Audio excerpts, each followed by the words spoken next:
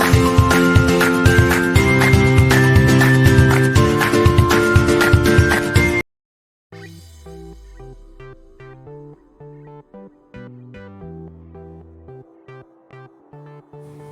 Friends, welcome to my kitchen. આજે આપણે ઝટપટ બની જાય તેવું બ્રેકફાસ્ટ કે છોકરાઓના લંચ બોક્સમાં મૂકી શકાય તેવી રવામાંથી બનતી એક રેસીપી જોઈએ, એટલે કે બ્રેડ રવા ટોસ્ટ. પણ આ રેસીપી જોતાં પહેલાં જો મારી ચેનલને સબસ્ક્રાઈબ ન કરી હોય તો જરૂરથી કરી લેજો અને વિડીયોને લાઈક અને શેર કરવાનું ભૂલતા નહીં. તો ચાલો જોઈએ રેસીપી. બ્રેડ રવા ટોસ્ટ બનાવવા માટે મેં અહીંયા આ 1 કપ રવો લીધો છે. તમે સોજી પણ લઈ શકો છો.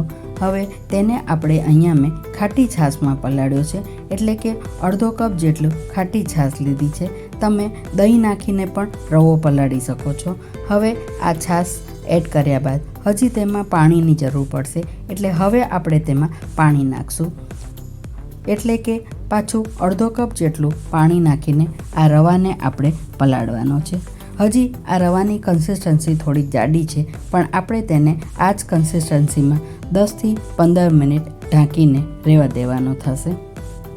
હવે 10થી 15 મિનિટ થઈ ગયા બાદ આપણે તેમાં બધા મસાલા એડ કરશું. સૌપ્રથમ તેમાં સ્વાદ મુજબ મીઠું નાખ્યા બાદ થોડું જીરું નાખવું. જીરાનો ટેસ્ટ ખૂબ જ સરસ આવે છે. અને જીરું નાખ્યા બાદ મરી પાવડર નાખવાનો છે. હવે આપણે તેમાં બધા વેજીટેબલ્સ એડ કરશું. એટલે કે સૌપ્રથમ તમે કેટલું તીખું ખાઓ છો એ પ્રમાણે અહીંયા મેં ઝીણા સમારેલા લીલા મરચાં લીધા છે. હવે લીલા મરચાં નાખ્યા બાદ આપણે તેમાં એક નાનકડું કેપ્સિકમ નાખશું, એટલે કે તેના ઝીણા સમારેલા ટુકડા નાખશું.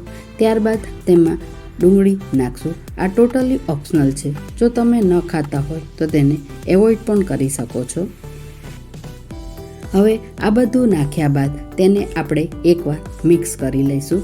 તમે જોઈ શકો છો કે રવાની કન્સિસ્ટન્સી થોડીક જાડી છે, એટલે કે આપણે તેમાં ફરીથી હવે થોડું પાણી જ નાખી અને તેને બેટરને થોડું પાતળું કરશું. ત્યારબાદ આપણે તેમાં કોથમીર નાખશું, ઝીણા સમારેલા, અને કોથમીર નાખી અને આપણું બેટર રેડી છે. અહીંયા મેં 1 કપ રવો લીધો છે, તો તેની સામે 1/4 કપ જેટલું પાણી જોઈએ છે, એટલે તમે એ માપ મુજબ આ બેટરને બનાવી શકો છો. હવે આપણું બેટર રેડી છે, તેને આપણે બ્રેડ ઉપર લગાડશું.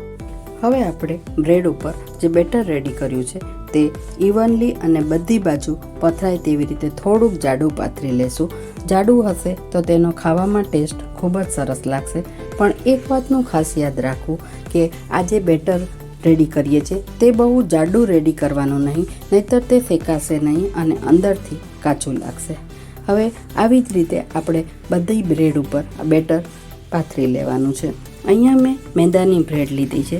તમે કોઈ પણ બ્રેડ લઈ શકો છો.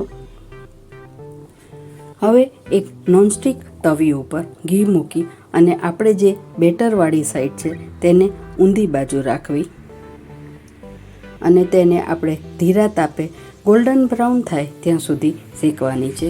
હવે આપણી બીજી બાજુ પણ તેવી જ રીતે ધીરા તાપે ગોલ્ડન બ્રાઉન બ્રેડ થાય ત્યાં સુધી આપણે શેકવાની છે. તમે જોઈ શકો છો કે આપણી બ્રેડ કેવી સરસ શેકાઈ ગઈ છે અને બીજી બાજુ પણ તે જ રીતે શેકાઈને રેડી થઈ ગઈ છે. હવે આપણે તેને એક ડીશમાં કાઢી લેશું અને એવી જ રીતે આપણે બીજી બધી બ્રેડ રેડી કરશું. આપણી બ્રેડ ટોસ્ટ થઈને રેડી છે. હવે આપણે તેને કટ કરશું. અહીંયા મેં 2 પાર્ટમાં કટ કરી છે, પણ તમે નાના છોકરાઓને આપવા માંગતા હોય કે લંચ બોક્સમાં મૂકવા માંગતા હોય તો 4 પાર્ટમાં કટ કરશો તો ખૂબ જ ખાવામાં ઇઝી રહેશે. આને તમે ચટણી કે સોસ સાથે સર્વ કરી શકો છો. તો તૈયાર છે આપણા બ્રેડ રવા ટોસ્ટ. તો રેડી છે આપણા ક્રિસ્પી બ્રેડ રવા ટોસ્ટ. ફ્રેન્ડ્સ, મને આ રેસીપી વિશે કોમેન્ટ બોક્સમાં જરૂરથી જણાવજો. મળીએ નેક્સ્ટ રેસીપીમાં. ત્યાં સુધી બાય બાય.